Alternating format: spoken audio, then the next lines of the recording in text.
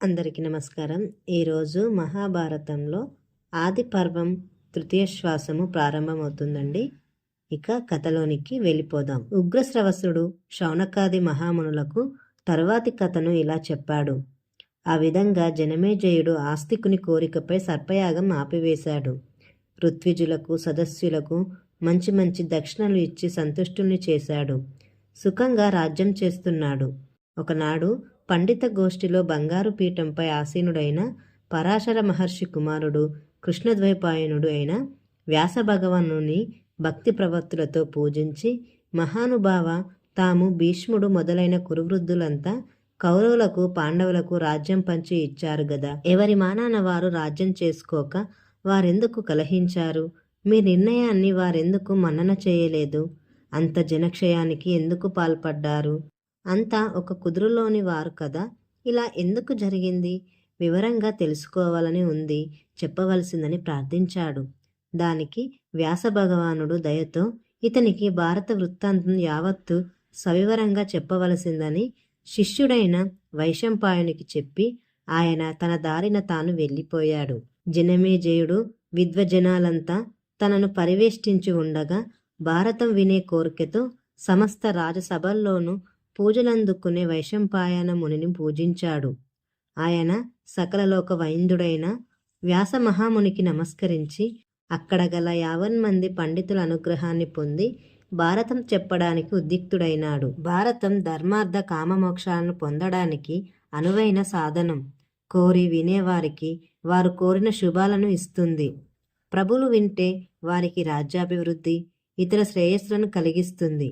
మాట మనసు చేత ఈ మూడింటి వలన ప్రాప్తించిన అనేక జన్మాల పాపాలను నిష్మేషంగా హరిస్తుంది. అది సత్యవాక్కులతో కూడినది. మహాభారతం 1,00,000 శ్లోకాల పరిమితి గలది. సర్వలోకాల వారి పూజా గౌరవాలను పొందింది. మహాపండితులైన వారి ప్రశంసలు పొందిన వ్యాస భగవానుచే రచింపబడింది. లోకంలోని సర్వధర్మ విషయాలన్నిటికీ కుదురునైనదని పేరుపడి సమస్త వేదాంత విషయాలతో కూడినది మహాభారతం. అలాంటి మహాభారతాన్ని జనమేజయునికి వైశంపాయనుడు ఇలా చెప్పాడు. పాండురాజు కుమారులు ధృతరాష్ట్రుని కుమారులు హస్తినాపురంలో ధృతరాష్ట్రుని వద్ద పెరుగుతున్నారు. అప్పటికి పాండురాజు గతించాడు. ఉభయుల పుత్రులు బ్రాహ్మణోత్తముల వద్ద వేదాలు అభ్యసిస్తున్నారు. ధనుర్వేదం మొదలైన విద్యలు నేర్చుకుంటున్నారు. విద్యలు నేర్వడంలో పాండవులదే పైచేయిగా ఉంది. సహింపలేకపోయాడు దుర్యోధనుడు. శకుని, కర్ణ, దుశ్శాసనుల సలహా మేరకు వారికి ఏదో ఒక విధంగా అపకారం తెచ్చి తెలబెడుతున్నాడు.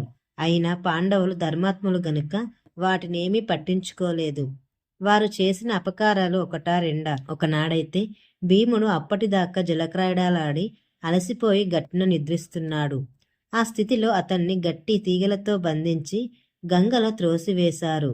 భీముడు అమిత బలుడు గనుక ఆ కట్లను త్రుంచుకొని బయటపడ్డాడు. మరొకనాడు అప్పటిదాకా వ్యాయామం అది చేసి నిద్రిస్తున్నాడు. అలాంటి వాణ్ణి నల్లత్రాచుల చేత కరిపించారు. అయితే భీమునిది వజ్రకాయం గనుక సరిపోయింది. విషం అతన్ని ఏమీ చేయలేకపోయింది. ఇంకోసారి అన్నంలో విషం కలిపి పెట్టారు. సంగతి తెలియని భీముడు తినేశాడు. దివ్యపురుషుడు గనుక అన్నంతో పాటు విషాన్ని జీర్ణించుకున్నాడు. అంతటితో ఆగక పాండవులు వారణావతంలో ఉండగా వారున్న ఇంటికి నిప్పు పెట్టించారు కౌరవులు. అది లక్కతో నిర్మింపబడింది. అలా నిర్మింప చేయించింది కూడా కౌరవులే. ఈ సంగతి ముందే తెలుసుకున్న విదురుడు సొరంగ మార్గం తవ్వించాడు. దాని గుండా సురక్షితంగా బయటపడ్డారు పాండవులు.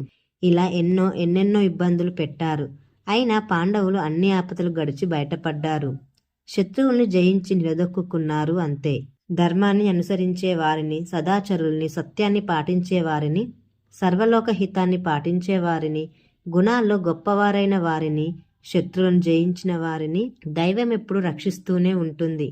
అలా లక్క ఇంటి నుండి బయటపడి తల్లితో సహా అడవులలో సంచరిస్తూ హిడింబాసురుని చంపి అతగాడి చెల్లెలు హిడింబను పెళ్లాడాడు భీముడు. అక్కడి నుండి ఏకచక్రపురం వెళ్లి అక్కడ విడిది చేశారు పాండవులు. అక్కడ బకాసురుని సంహరించి బ్రాహ్మణుల్ని, గోవుల్ని రక్షించారు. బ్రాహ్మణ వేషంలో ద్రుపదుని నగరానికి వెళ్లి ద్రౌపది స్వయంవరంలో పాల్గొన్నారు. అవలీలగా అర్జునుడు మత్స్యయంత్రాన్ని ఛేదించాడు. ఎదురు నిలిచిన రాజలోకాన్నంతను జయించాడు. తల్లి మాట చొప్పున ద్రౌపదిని అన్నదమ్ములు 5 వివాహం ఆడారు. అక్కడ 1 సంవత్సరం ఉన్నారు. సంగతి తెలిసి ధృతరాష్ట్రుడు వారిని రావించి అర్ధరాజ్యమిచ్చి ఇంద్రప్రస్థపురం రాజధానిగా ఏలుకొమ్మన్నాడు. వారి మానాన వారు రాజ్యం చేసుకుంటున్నారు. అలా ఉంటున్న కాలంలో అర్జునుడు ద్వారకకు వెళ్ళి సుభద్రను పెళ్లాడి వంశోద్ధారకుడైన అభిమన్యుణ్ణి కుమారునిగా పొందాడు. అంత మాత్రమే కాదు, అగ్నిదేవుని వలన దివ్యమైన రథాన్ని, దివ్యమైన గుర్రాన్ని, గాంధీవమనే ధనస్సును, అక్షయబాణ తునీరాల్ని పొందాడు. దేవతలతో సహా ఇంద్రుణ్ణి ఓడించి కాండవ వనాన్ని దహించి అగ్నిదేవునికి ప్రీతి కలిగించాడు. మయుని వలన మయసభను సంపాదించారు పాండవులు. భీమునిచే జరాసంధుని చంపించి రాజసూయం చేసి ధర్మరాజు సార్వభౌముడైనాడు. సహించలేకపోయాడు దుర్యోధనుడు. శకుని దుర్బోధతో మాయాజూదంలో ధర్మరాజును అతనిచే ఓడింపచేసి జూద నియమం ప్రకారం పాండవుల్ని 12 ఏళ్ళు అరణ్యవాసం, 1 ఏడు అజ్ఞాతవాసానికి పంపాడు. అలా అరణ్యవాసంలో ఉన్న సమయంలో అర్జునుడు తన భుజబలం చేత పరమేశ్వరుని మెప్పించి పాశుపతాన్ని సంపాదించాడు.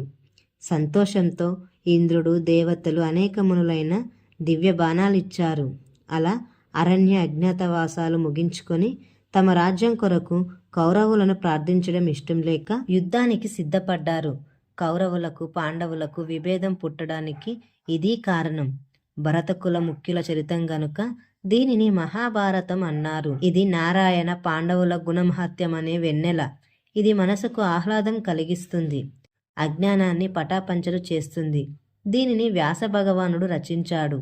ఆయన జన్మ ప్రకారం సవిస్తరంగా చెబుతాను వినమన్నాడు వైశంపాయనుడు. దీనికి అనుసంధానంగా వ్యాస మహర్షి జన్మ వృత్తాంతం ఉంటుంది. ఈ కథ గనుక మీకు నచ్చినట్లయితే నా ఛానల్ని లైక్ చేయండి మరియు సబ్స్క్రైబ్ చేయండి.